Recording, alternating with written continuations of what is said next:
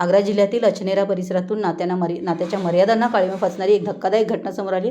8 मुलांची आई असलेल्या सासूनं स्वतःच्या जावयासोबत पलायन केलंय. विशेष म्हणजे ज्या जावयासोबत ही महिला पळाली तो जावई देखील 5 मुलांचा बाप आहे. या घटनेने परिसरात एकच खळबळ उडाली असून कलियुग दुसरं काय असतं अशी चर्चा आता ग्रामस्थांमध्ये रंगली आहे. मेहंदी तोडण्याच्या बहाण्यानं बोलवलं आणि न्यायालयाच्या माहितीनुसार ही घटना घरगुती लग्न समारंभादरम्यान घडली आहे. आरोपी जावई आपल्या सासरी आला होता.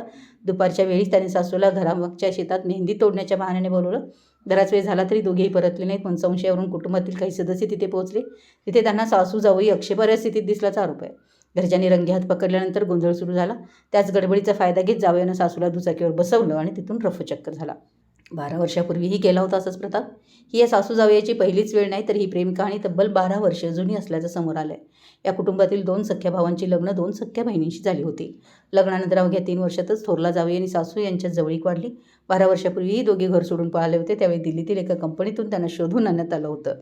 कुटुंबाची अब्रू वाचवण्यासाठी तेव्हा हे प्रकरण दाबण्यात आलं, पण त्यांच्यातील नातं संपलं नव्हतं. कुटुंबावर कोसळला दुःखाचा डोंगर. या संबंधामुळे 2 हसती खेळती कुटुंब उद्ध्वस्त झाले. 8 मुलांचा बाप असलेला पीडित पती आता धक्क्यात आहे. ती त्याची सासू होती. नात्याची तरी चाळ ठेवायची होती अशा शब्दात त्यांनी आपलं दुःख व्यक्त केलं आहे.